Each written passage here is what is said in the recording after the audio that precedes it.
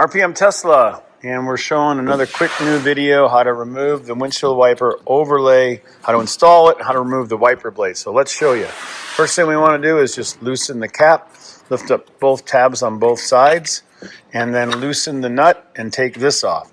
So again, we've already removed it. We just pry this up, get it out of the way, and loosen the nut. Now, you don't need a special tool from Tesla. You don't want to use any old wiper tool from the 80s that have been around 100 years.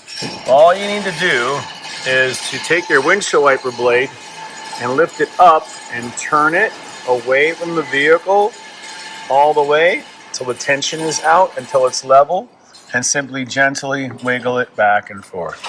Comes off that easy. Then in reverse to reinstall it.